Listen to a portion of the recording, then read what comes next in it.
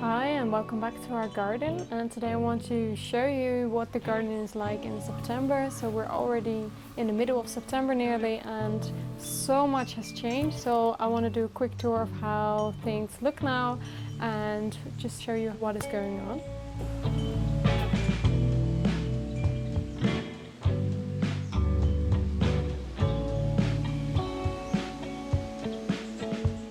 So what you see here is what is left of the perennial celery that I grow. It comes back every year. Don't exactly know when I planted it, it's just there. Doesn't take a lot of maintenance. I just cut off the flowers and keep the leaves. The rest of the bed is strawberries that are being pestered by spiders, apparently. There used to be onions in here as well. Sometimes they grow back, sometimes they don't. I just leave them in there. Let's see this bed. So this afternoon I actually cut back what was left of the chard. As you can see, I just put it on the soil as a kind of living mulch. Dying mulch at this point. This bed has changed a lot over time. Most of the chard will actually grow back. As you can see, there's still the plants in there. They will grow back in a couple of weeks' time, so I can harvest them once more. And the rest of the bed is still very similar to what it was. What has changed is that the Chinese chives are actually in flower now and being enjoyed by lots of little bees. And even the calendula that I cut back has actually started to come up again. There is some mildew in there, but it will probably make it throughout the winter. Zucchinis are finishing up, so I harvested a couple today, and there's still like one or two coming up, and I might be able to harvest them before the plant really starts to die back. And I even noticed a couple of late pumpkins coming in when we look at this corner of the bed. You nearly stepped on it. So there's actually another pumpkin coming right here.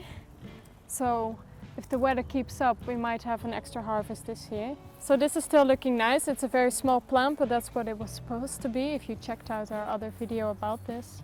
The calendula is still producing flowers. Hopefully they will continue to do so for some time, so I can dry them and use them in all kinds of ointments and salves. The cosmeas are really doing a lot of good in the garden, really getting used to that beautiful orange color everywhere.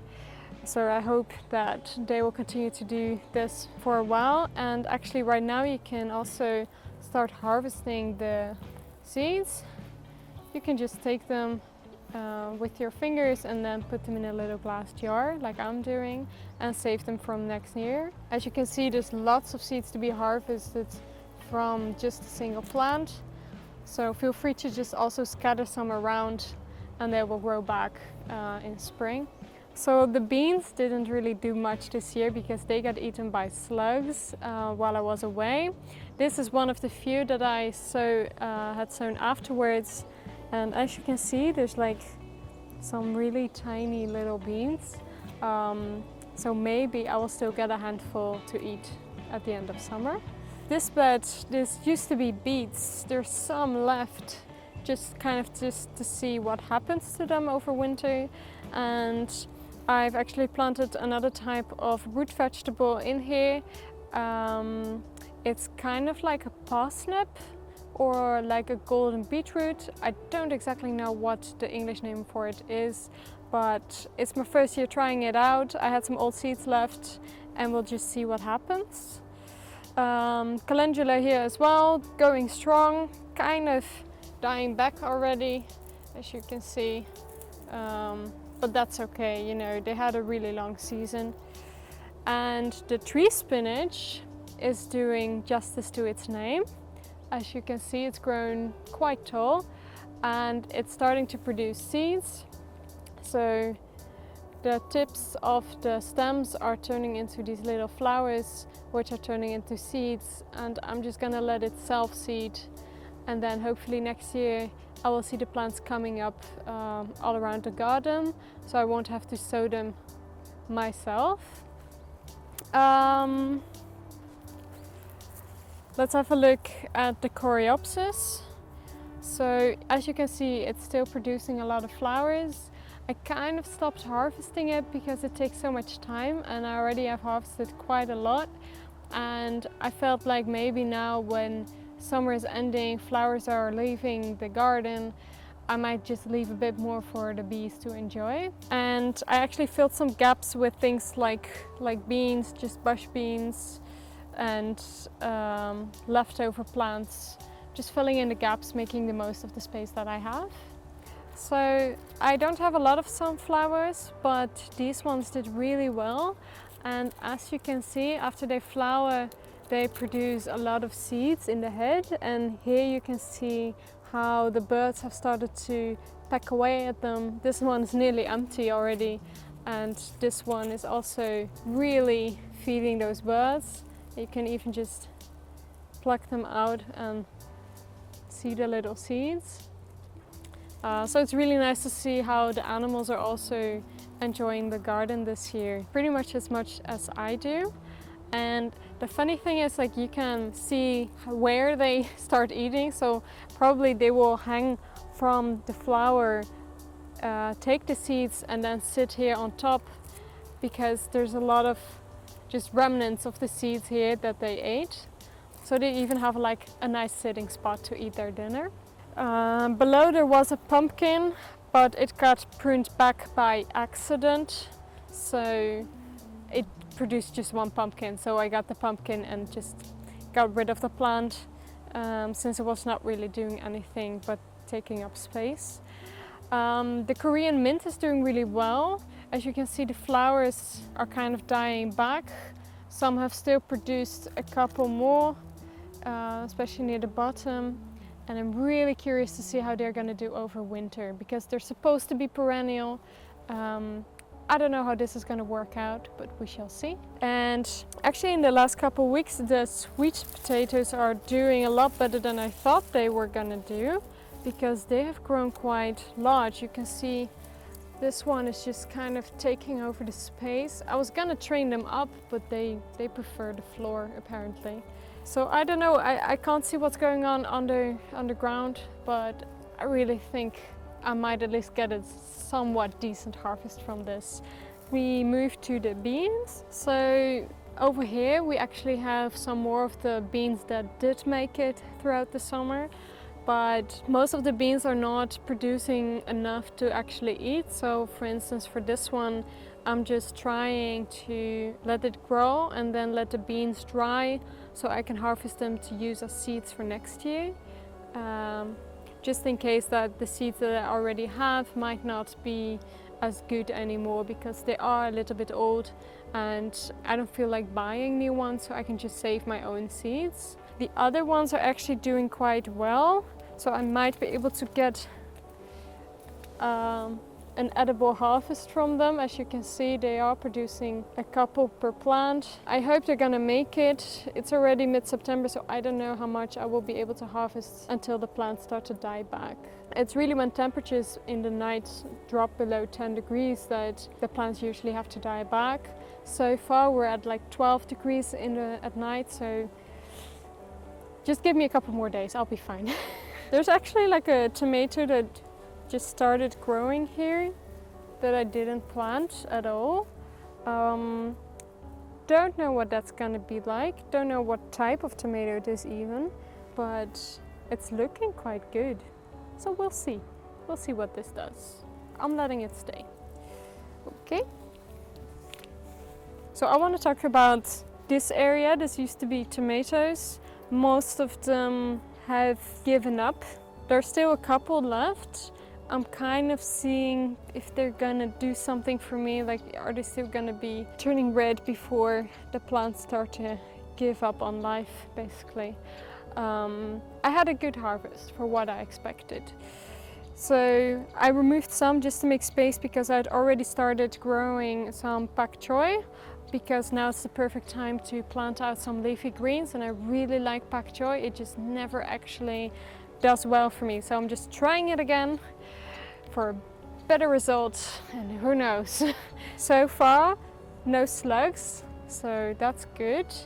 And in between there's still some basil left, They're not big plants, but I do get a handful of harvest every week, and I dry everything that I do not use for my dishes. So I prefer to use it fresh, but anything left over I'm just leaving to dry so I can store them for winter.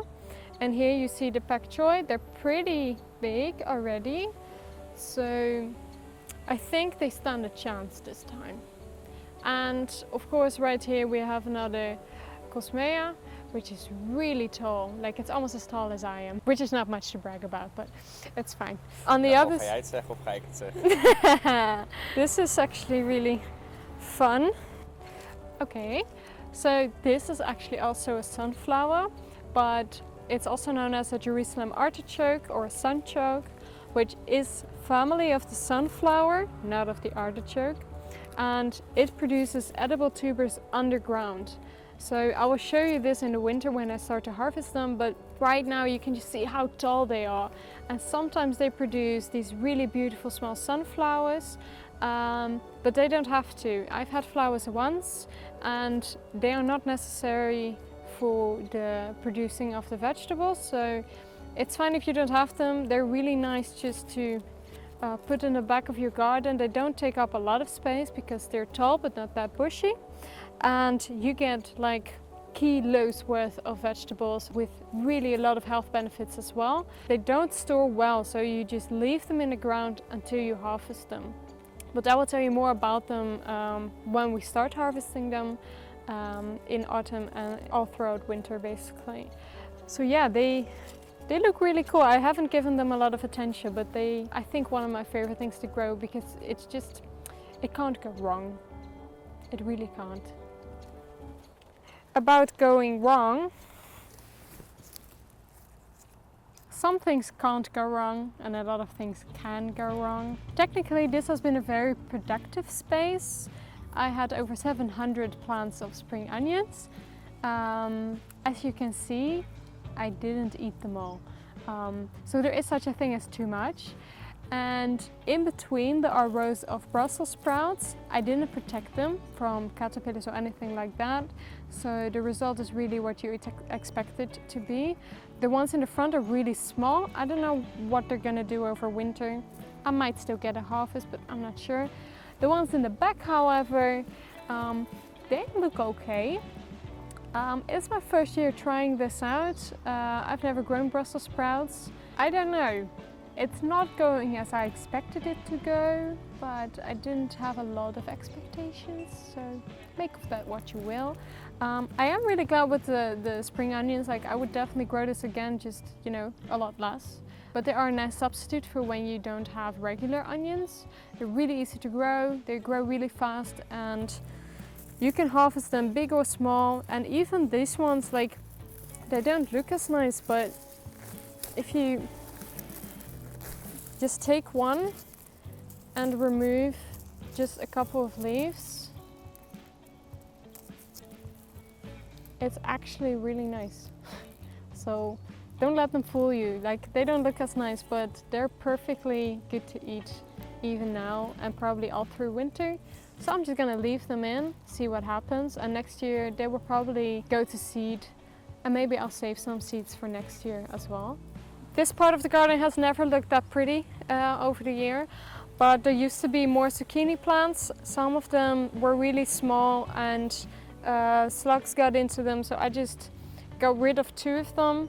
This one might actually still produce something, so I'm just leaving it in, seeing what happens. The rest of the space is just not being used. Like, there's some leeks in there, but I don't think they're actually gonna do anything for me.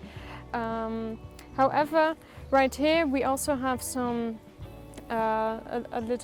a little, what is it, like a Chinese chives plant that I divided from the mother plants that we've already seen a couple of times. And as you can see, in the 2nd year it already produces these beautiful flowers, and it has become, I think, at least 3 times as big as when I planted it last year. And over here there's just some overgrown strawberry plants, some bean plants that just kind of managed to recover from slug damage and do produce a little, but not enough to eat. So I just end up, you know, throwing it away usually. And there's some beets in the back.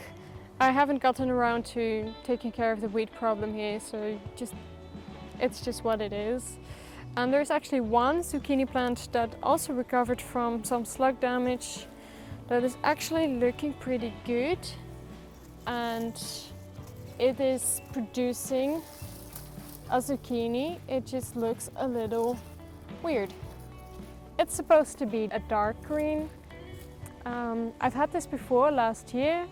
I don't know if these are edible, so if you know, please do tell me, because I don't know if it's like cross-pollination and good to eat. So let me know. Okay. Ta-da! So this bed used to be carrots and onions. The onions did really well. The carrots did okay. The bed is not very deep, so the carrots were really small, but that's what I kind of expected them to be. And right now it's kind of a mess, somewhere between poison ivy, self-seeded celery and beans. Okay, so right over here we have the Italian pinto beans that I'm trying for the first time this year. This is actually the second batch, so I grown a few at the start of summer that have already finished up. I leave them on the plant to dry, and then when they're fully dried I harvest them. I take the seeds from the pods and I dry them and actually freeze them for a couple of days just to make sure that there's no bugs in them.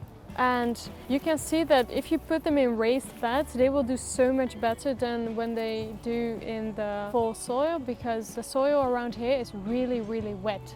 So you need to make sure that it's really dry if you want to have a much bigger harvest. If you come for a close-up, you can see the beautiful marks that they get, and once they dry you will see a lot more purple, and when you open the pods you will see that the beans are white with beautiful purple spots and stripes. And that's really what I like about this plant, because it's like a tiny artwork. You can't see them quite well yet, but when they grow bigger and start to dry I will show you again.